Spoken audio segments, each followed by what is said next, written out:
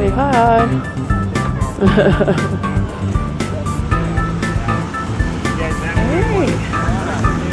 Hey. Hey there.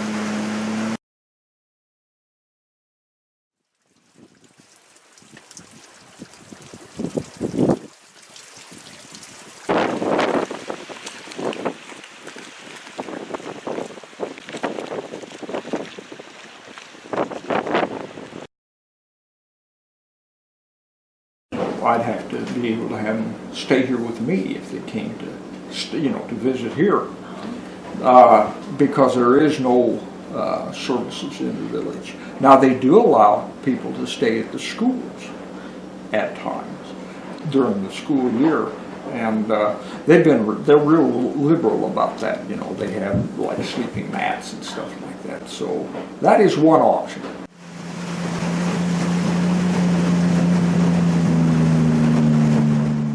Chuathbaluk has one school, and it is called the Crow Village Sam School. It services preschool all the way through 12th grade and high school.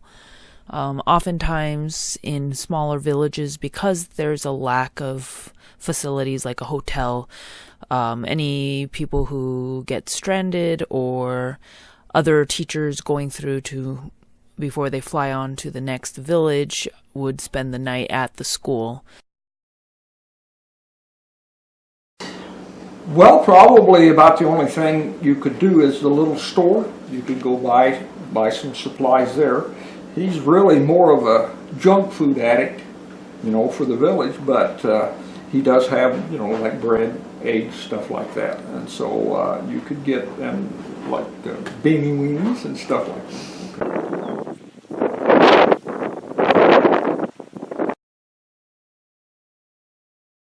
Salmon is the staple out here, and literally thousands of years have gone into different ways to make salmon for the people out here, and so there is some of that. The smoked salmon, obviously, kippered salmon, and so that would be one, and of course the wild game, moose, bear,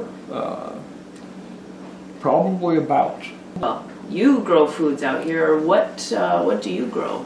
Okay, yeah, it's a good area for gardening. You have a fairly short growing season, but I've been real successful with potatoes and with like the cabbages, cauliflower, broccoli. Had some success with strawberries, and limited success with raspberries. And so that's what I focused on. Now, other people in greenhouses, I'm sure you could grow corn, or I don't know that you ever get melons. Squash does good out here, rudbecas, all of that would do very well out here, you know.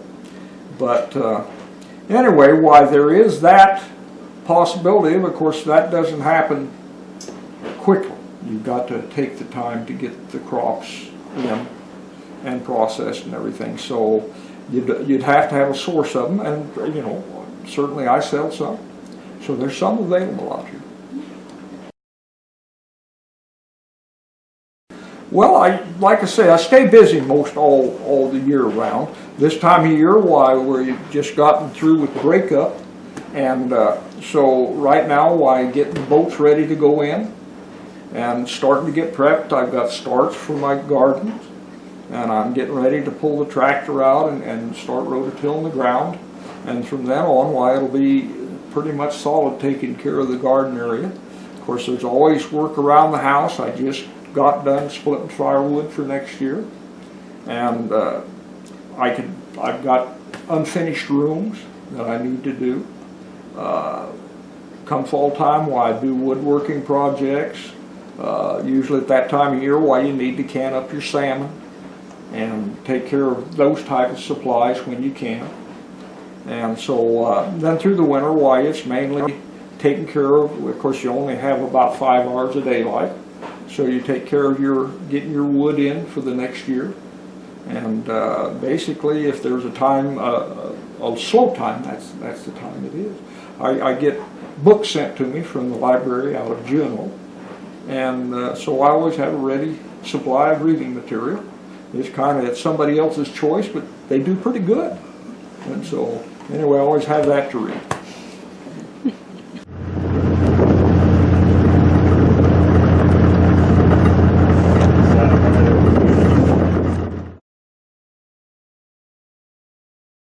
I wanted to live out like this, and I have almost 40 years of my life. But it's kind of by chance that I came to this area. But it's a nice area, and it's a convenient area. The Antioch being a hub is a very important thing here because you can get supplies in that anywhere else is just prohibitively expensive to get them. And so it's nice that I have access by the river or through snow machine or whatever in the wintertime. But it was kind of chance that led me to this particular place. This is the Saint Sergius of Radonush Russian Orthodox Church. It was thought to have been built in 1891 by Father Ivan Orlov. The building was rebuilt in 1955. It's a wood frame structure and has the traditional onion domes. The church was listed in the National Register of Historic Places in 1980. A unique experience I've had living in the bush is hitchhiking. I have never hitchhiked while living in Anchorage, but once in the bush, it seems to be something that feels much safer. The people are friendlier, and I noticed that I've gotten a lot of offers for rides, especially in the wintertime when they see me walking by myself. Maybe it's because I'm off the road system and I know that I can't go anywhere outside the village. Also, the fact that it's such a small community that most everyone knows each other in some capacity. But in general, I just feel that people are much kinder out here, and so it's easier for me to accept rides from them, even if I don't know them personally.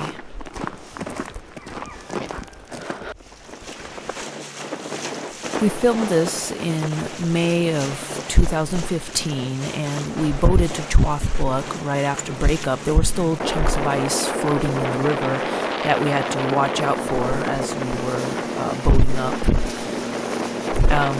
As you can see on the riverbanks, some of the leftover ice had been pushed up, and they were tall pieces, 6 feet to 10 feet, thick pieces of ice. Spring breakup is one of those events that kind of look forward to. It's very exciting. You hear the creaking and crackling of the ice in the river as spring approaches. It can also be a very dangerous time.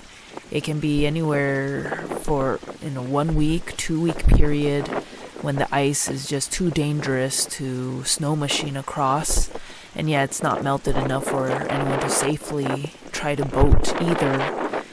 So everything comes to a standstill while people wait and watch and keep reporting on how the ice is doing, and that's all that anyone talks about. Sometimes we'll see some foolhardy people trying to ride their snow machine across these cracked ice, and with all the water it causes a huge rooster tail as they go across. It can be very scary watching it, and then I've watched some teenagers almost look like they're a skipping stone going across the watery surface of breaking ice.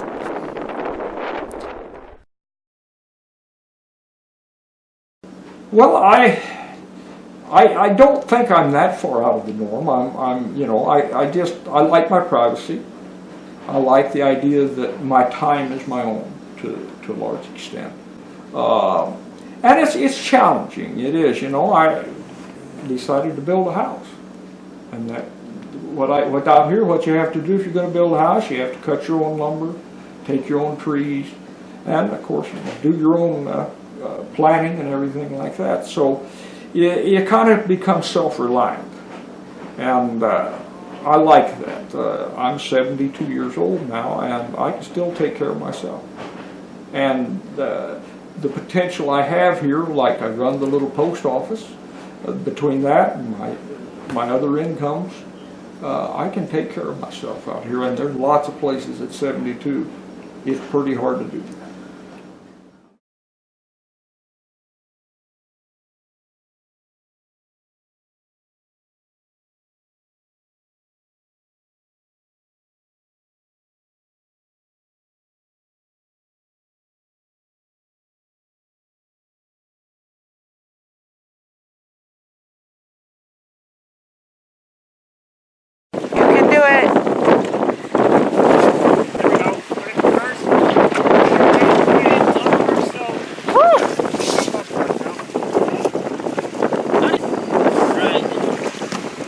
Job.